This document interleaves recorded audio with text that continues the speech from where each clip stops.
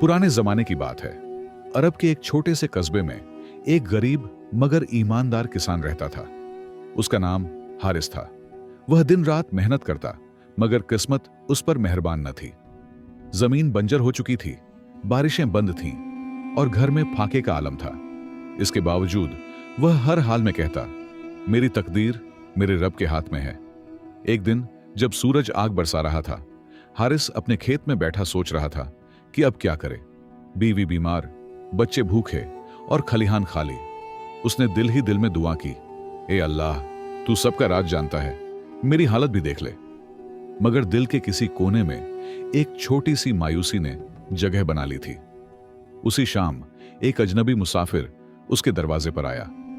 कपड़े फटे हुए मगर चेहरा नूरानी था। हारिस ने अपनी आखिरी रोटी तोड़कर उसके साथ बांट ली। अजनबी ने मुस्कुराकर कहा, अल्लाह अपने बंदों को आजमाता है, मगर वह बेनसीब नहीं रहते। सब्र करने वाला हमेशा जीतता है। हारिस के दिल में सुकून सा उतर गया। अगली सुबह जब वह खेत में गया तो जमीन के एक गोशे में नमी महसूस हुई। हैरत से वह झुककर देखने लगा। जहां बरसों से सूखी मिट्टी थी, वहां से पानी के कतरे निकल रहे थे। उसने बेलचा उठाया और खुदाई शुरू की। कुछ ही देर में एक छोटा चश्मा फूट निकला। हारिस की आंखों से आंसू बहने लगे। उसने फौरन बिस्मिल्लाह कहकर खेत को सींचा। चंद दिनों में खेत सरसब्ज हो गए, फसल लहलहाने लगी और घर में खुशियां लौट आईं। लोग हैरान थे कि जिस जमीन में कुछ नहीं उगता था, वहां इतनी बरकत कैसे आ गई। हारिस कहता, यह मेरी नहीं, मेरे रब की कुदरत है। जल्द ही वह कस्बे का सबसे खुशहाल आदमी बन गया। मगर दिल में गरूर नहीं आया। वह अब भी सादा कपड़े पहनता, खुद मेहनत करता और गरीबों को खाना खिलाता। लोग उसकी मिसाल दिया करते कि हारिस की कामयाबी मेहनत नहीं, तकदीर की करम नवाजी है। एक दिन एक दौलतमंद ताजिर ने हसद में आकर कहा, यह सब तो किस्मत का खेल है, तेरे हाथ में क्या था? हारिस ने मुस्कुराकर जवाब दिया, हाँ, किस्मत अल्लाह के हाथ में है, मगर अल्लाह उनके साथ होता है जो दिल से यकीन रखते हैं। वक्त गुजरता गया और हारिस का नाम दूर दूर तक मशहूर हो गया। मगर आजमाइश एक बार फिर आने वाली थी। एक रात शदीद तूफान आया, आसमान फटा, बिजली गिरी और खेत तबाह हो गए। सुबह जब वह जागा तो सब कुछ मिट्टी में दफन था। मगर उसने आसमान की तरफ देखकर कहा, जिसने दिया था वही ले गया। कस्बे के लोग उसके सब्र पर हैरान रह गए। कोई रोता तो कोई शोर मचाता, मगर हारिस खामोश था। उसके होंठों पर बस एक जुमला था, तकदीर अल्लाह के हाथ में है और मेरा रब गलत नहीं करता। उसके यकीन ने सबके दिल बदल दिए। कुछ दिन बाद फिर बारिश बरसी, खेत फिर आबाद हुए और एक नई जिंदगी शुरू हुई। लोगों ने जान लिया कि तकदीर कभी गलत नहीं होती, बस बंदे को सब्र और यकीन सीखना होता है। हारिस की कहानी पूरे इलाके में मशहूर हो गई और सबने यही कहा, तकदीर वाकई अल्लाह के हाथ में है। कुछ महीने गुजर गए। हारिस की जिंदगी फिर संवर गई। उसके खेतों में लहलहाती फसलें, घर में खुशी और दिल में शुक्र का जज्बा था। मगर एक रात ख्वाब में वही अजनबी आया जो कभी मुसाफिर बनकर आया था। उसने कहा, हारिस, अल्लाह ने तुझे नवाजा है, मगर असल इम्तिहान अभी बाकी है। हारिस नींद से जागा तो दिल में एक अजीब बेचैनी थी। अगली सुबह वह कस्बे की मस्जिद में गया। इमाम साहब ने ऐलान किया कि करीब के गांव में कहत पड़ गया है, लोग भूखे मर रहे हैं। हारिस ने सुना तो उसका दिल भर आया। उसने बिना सोचे अपनी आधी फसल अल्लाह की राह में देने का फैसला किया। लोगों ने कहा, यह पागलपन है, अपने बच्चों का भी सोच। मगर हारिस के कदम नहीं डगमगाए। वह अनाज के बोरे ऊंटों पर लाद कर रवाना हुआ। रास्ता तवील और खतरनाक था, रेत के तूफान उठ रहे थे, मगर वह सिर्फ एक यकीन के सहारे चलता गया कि अल्लाह के रास्ते में दिया हुआ कभी झाया नहीं जाता। उसके दिल में बस एक दुआ गूंजती रही, ए रब, मेरी नियत को कबूल फरमा। जब वह कहतजदा गांव पहुंचा तो वहां के मंजर दिल दहला देने वाले थे। बच्चे कमजोर, औरतें बीमार और बूढ़े भूख से निढाल। हारिस ने अनाज तकसीम किया, पानी पिलाया और लोगों के चेहरों पर उम्मीद लौट आई। सबने कहा, यह अल्लाह का बंदा हमारे लिए रहमत बनकर आया है। चंद दिनों बाद जब वह वापस अपने गांव की तरफ लौटा तो रास्ते में उस पर डाकुओं ने हमला कर दिया। उन्होंने उसका सारा सामान छीन लिया, ऊंट बांध लिए और उसे रेत में अकेला छोड़ दिया। रात अंधेरी थी, आसमान पर कोई सितारा न था। हारिस ने दिल ही दिल में कहा, अल्लाह, तेरी तकदीर में जो है वह बेहतर है। जब वह कई मील नंगे पांव चलता रहा तो एक छोटा सा काफिला गुजरा। उन्होंने उसे पहचान लिया और पनाह दी। काफिले के सरदार ने कहा, हमने सुना है तू वही है जो कहतजदा गांव में मदद के लिए आया था। अल्लाह तुझे जज़ा दे। उन्होंने उसे खाना, कपड़ा और सवारी दी। हारिस के आंसू बहने लगे। वह शुक्र के आंसू थे। जब वह घर पहुंचा तो लोगों ने समझा कि सब लुट गया होगा, मगर हारिस ने हंसते हुए कहा, नुकसान वहां होता है जहां यकीन टूट जाए। मेरा यकीन अभी जिंदा है। लोगों ने हैरत से उसकी तरफ देखा। उसके चेहरे पर सुकून था, जैसे तकदीर के राज उसे मालूम हो गए हों। कुछ दिन बाद एक बड़ा काफिला उसके गांव आया। उनके सरदार ने ऐलान किया कि जिस शख्स ने कहतजदा गांव में लोगों को बचाया था, बादशाह ने उसे इनाम देने का हुक्म दिया है। सबके सामने हारिस को सोने के सिक्के, ऊंट और जमीनें दी गईं। लोग हैरान रह गए कि जिसने सब लुटाया उसे कई गुना ज्यादा मिला। हारिस ने इनाम का कुछ हिस्सा मस्जिद के लिए, कुछ यतीमों के लिए और कुछ अपनी खेतों के मजदूरों के लिए वक्फ कर दिया। उसने कहा, मेरी कामयाबी में मेरा हाथ नहीं, मेरे रब का लिखा है। इंसान बस नियत करे, रास्ता वह खुद बना देता है। रात जब वह तन्हा आसमान की तरफ देख रहा था, हवा हल्की सी चल रही थी और चांद बादलों के पीछे छुपा था। उसने आहिस्ता से कहा, ए तकदीर लिखने वाले, तू ही जानता है कब देना है कब लेना है। बंदा बस तेरी रजा पर राजी रहे, यही असल दौलत है। वक्त गुजरता गया और हारिस की शोहरत बढ़ती गई। लोग उसे ईमान वाला किसान कहने लगे, मगर शोहरत के साथ आजमाइशें भी बढ़ती गईं। एक रोज बादशाह के कासिद आए और हारिस को महल बुलाया गया। बादशाह ने सुना था कि वह एक नेक और दाना शख्स है, इसलिए वह उसे अपना मुशीर बनाना चाहता था। हारिस के दिल में अजीब सा खौफ था। वह हमेशा सादा जिंदगी जीता आया था, मगर अब उसे दुनिया के सबसे बड़े महल में कदम रखना था। वह बिस्मिल्लाह पढ़कर महल में दाखिल हुआ। बादशाह ने उसकी आजदी देखी तो मुस्कुराकर कहा, तुझे इज्जत अल्लाह ने दी है, हमें नहीं। हारिस ने सर झुका दिया। कुछ ही दिनों में वह बादशाह का करीबी मुशीर बन गया। हर फैसला करने से पहले बादशाह उससे मशवरा लेता, मगर दरबार में कुछ वजीर उससे जलने लगे। एक दिन उन्होंने साजिश की कि हारिस को बदनाम किया जाए ताकि वह दरबार से निकाल दिया जाए। उनकी आंखों में हसद की आग जलने लगी। उन्होंने बादशाह के कान भरे कि हारिस खजाने में कमी कर रहा है। बादशाह को यकीन नहीं आया, मगर शक का बीज दिल में पड़ गया। उसने हुक्म दिया कि हारिस के घर की तलाशी ली जाए। जब सिपाही गए तो घर में कुछ नहीं मिला सिवाय एक पुराने कुरान, मिट्टी के बर्तनों और फटे कपड़ों के। लोग हैरान रह गए। बादशाह के दिल में नदामत जाग उठी। वह खुद हारिस के घर गया और माफी मांगी। हारिस ने कहा, मैं किसी इंसान से शिकायत नहीं करता, क्योंकि मैं जानता हूं कि जो तकदीर लिखता है वही इंसाफ करता है। बादशाह खामोश हो गया। उसकी आंखों से आंसू बह निकले। चंद दिनों बाद बादशाह शदीद बीमार पड़ गया। दरबार में कोई इलाज कारगर न हुआ। हारिस ने कहा, बादशाह सलामत, इंसान नहीं, सिर्फ अल्लाह शिफा देता है। उसने पानी पर सूरह अल फातिहा पढ़कर बादशाह को पिलाया। कुछ दिनों में बादशाह सेहतयाब हो गया। सबने कहा, अल्लाह ने अपने नेक बंदे के वसीले से शिफा दी है। अब बादशाह हारिस को पहले से ज्यादा इज्जत देने लगा, मगर हारिस के दिल में दुनिया की चमक दमक का कोई असर नहीं था। वह अक्सर कहता, इज्जत हो या जिल्लत, दौलत हो या फक्र, सब अल्लाह की तकदीर से बंधा है। इंसान का काम बस नियत को पाक रखना है। एक रात हारिस ने ख्वाब में देखा कि वह एक अजनबी वादी में जा रहा है। सामने एक रोशन दरख्त खड़ा है और एक आवाज आती है, तेरा सफर अभी खत्म नहीं हुआ, तकदीर की अगली मंजिल तेरा इंतजार कर रही है। सुबह जब वह जागा तो दिल में एक अजीब सा सुकून था, जैसे कोई राज खुल गया हो। उसी दिन बादशाह ने ऐलान किया कि वह हारिस को सल्तनत के एक दूर दराज इलाके का निगरान मुकर्रर कर रहा है। सब खुश हुए, मगर हारिस के लबों पर खामोशी थी।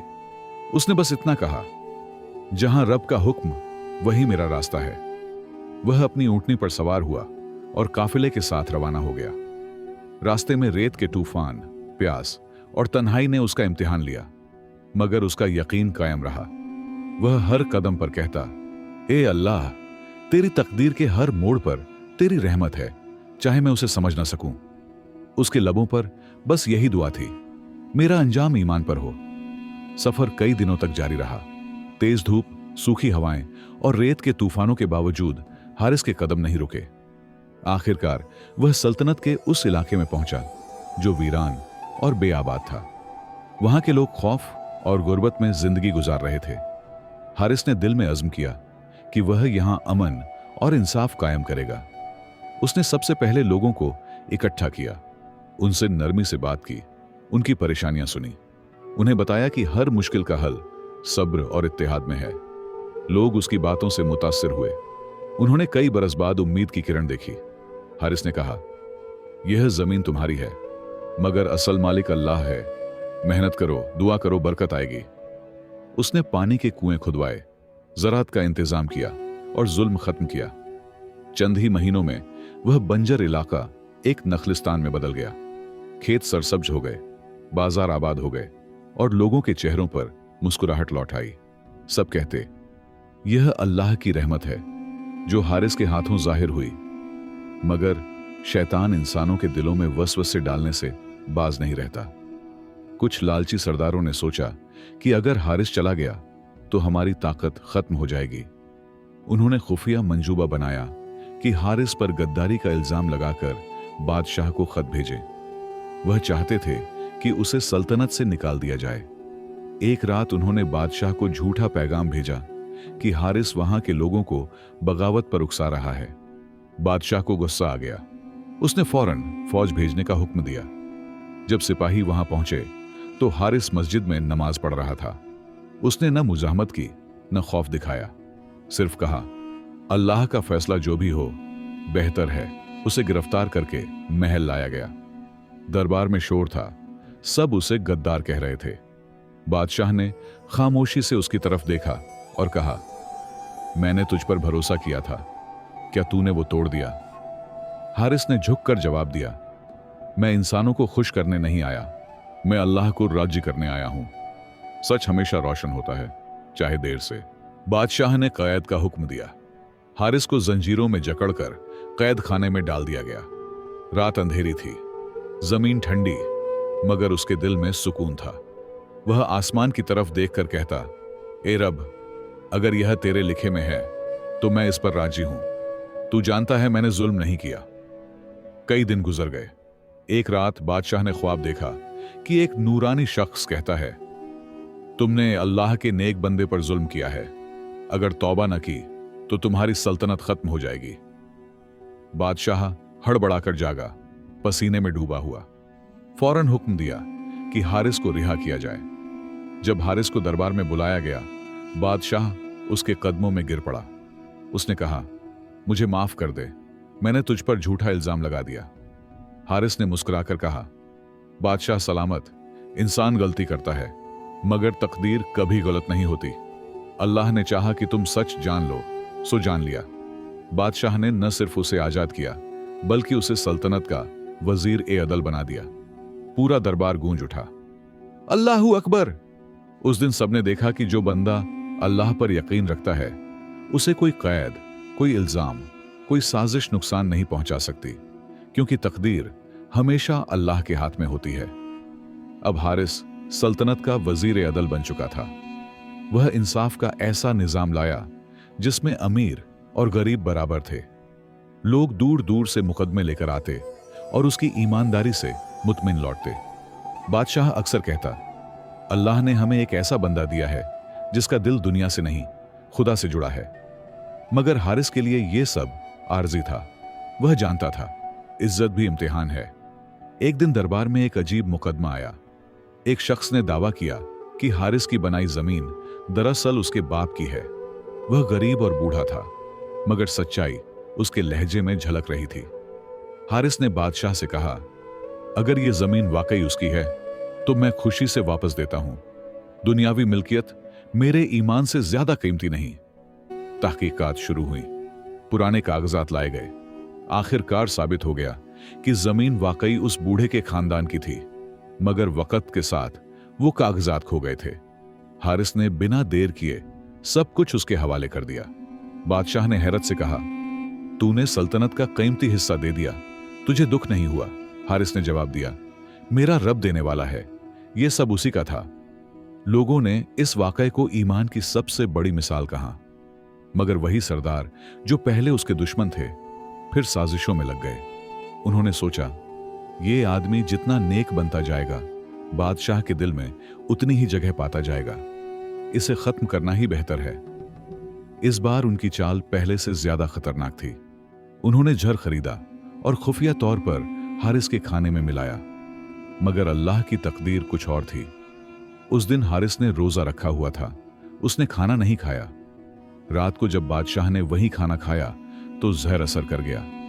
बादशाह की हालत बिगड़ गई, किले में हंगामा मच गया। दरबार के लोगों ने समझा कि शायद हारिस ने बादशाह को झड़ दिया है। सब उंगलियां उसी की तरफ उठने लगीं।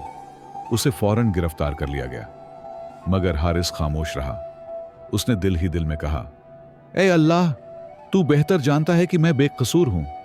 अगर मेरी जान तेरी रजा में है तो मैं राजी हूं।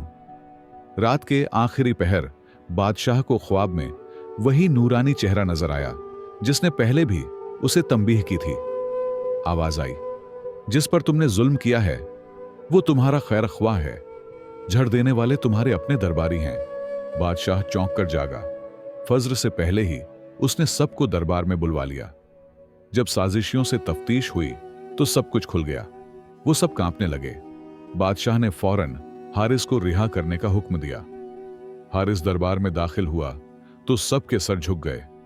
उसने किसी से बदला नहीं लिया, बस इतना कहा, अल्लाह की तकदीर ने मेरा नाम साफ कर दिया, मुझे किसी सजा की जरूरत नहीं। बादशाह ने शर्मिंदा होकर कहा, तू वो इंसान है जो जुल्म पर सब्र करता है और सब्र पर शुक्र। हारिस ने मुस्कुराकर कहा, मैं कुछ नहीं, मेरा रब सब कुछ है। अगर उसने चाहा तो इज्जत देता है, अगर चाहे तो ले लेता है। इंसान बस अपनी नीयत को पाक रखे। उसी रात हारिस ने तन्हा बैठकर आसमान की तरफ देखा। सितारे चमक रहे थे। उसने आहिस्ता कहा, ऐ रब, जब लोग मेरा नाम भूल जाएं, तब भी तेरा करम याद रहे, क्योंकि मैं जानता हूं हर कामयाबी, हर आजमाइश, हर सांस तेरी तकदीर के हुक्म से बंधी है। उसकी आंखों से खामोश आंसू बह निकले। कुछ महीने बीत गए। बादशाह की सेहत बिगड़ने लगी। वह कमजोर हो चुका था। उसने हारिस को बुलाया और कहा, मैं जानता हूं कि अब मेरा वक्त करीब है। मेरी आखिरी ख्वाहिश है कि मेरे बाद सल्तनत की जिम्मेदारी तुम संभालो, क्योंकि तुमसे ज्यादा ईमानदार कोई नहीं। हारिस ने आजिजी से कहा, बादशाह सलामत, हुकूमत मेरे लिए नहीं, इंसाफ के लिए होनी चाहिए। बादशाह ने कहा, अल्लाह के नेक बंदे, यही तो वजह है कि तू इसके काबिल है। मगर हारिस के दिल में दुनियावी इख्तियार की कोई ख्वाहिश नहीं थी। उसने रात भर दुआ में गुजारी। सहर के वक्त वह सजदे में रो पड़ा, ऐ रब, अगर यह जिम्मेदारी तेरे दीन की खिदमत के लिए है तो मुझे ताकत दे, अगर मेरी आजमाइश के लिए है तो मुझसे टाल दे। चंद दिन बाद बादशाह का इंतकाल हो गया। पूरा शहर सोग में डूब गया। आवाम ने एक आवाज होकर कहा कि हारिस ही हमारा नया बादशाह हो। मगर हारिस ने मिंबर पर चढ़कर ऐलान किया, मैं बादशाह नहीं बनना चाहता, क्योंकि हुकूमत इंसानों को बदल देती है।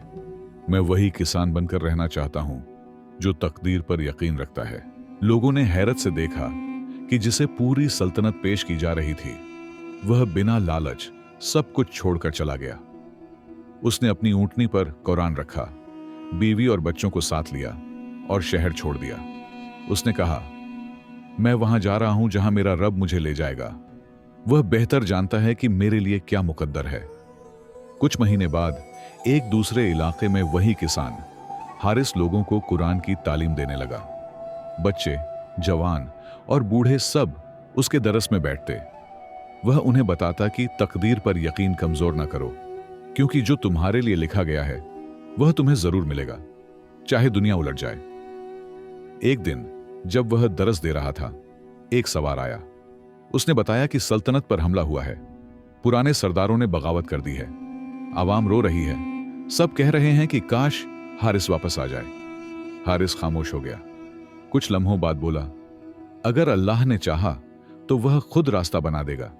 मैं किसी तख्त का तलबगार नहीं, बस हक़ की खिदमत चाहता हूं। उसी रात हारिस ने ख्वाब में देखा कि एक नूरानी चेहरा उससे कह रहा है, तेरी आजमाइश पूरी हो चुकी, अब आराम का वक़्त है। जो रब पर यकीन रखता है वह दुनिया में भी कामयाब है और आखिरत में भी। जब वह जागा तो चेहरे पर नूर था। उसने वजू किया, नमाज पढ़ी और दुआ में हाथ उठाए। नमाज के बाद वह खामोश बैठा रहा। सूरज तुलुआ हो रहा था, परिंदे चहक रहे थे।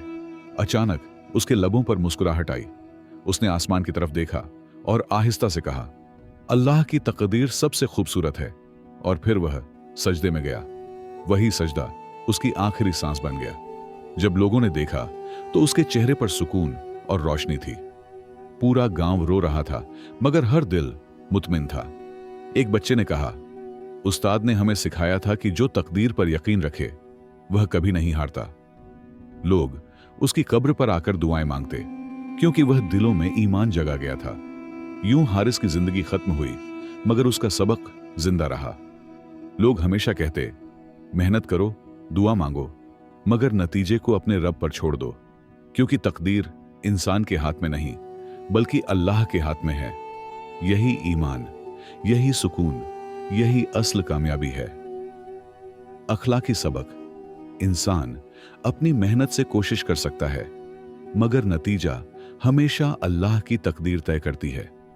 जो दिल से यकीन रखता है वह किसी हाल में नाकाम नहीं होता।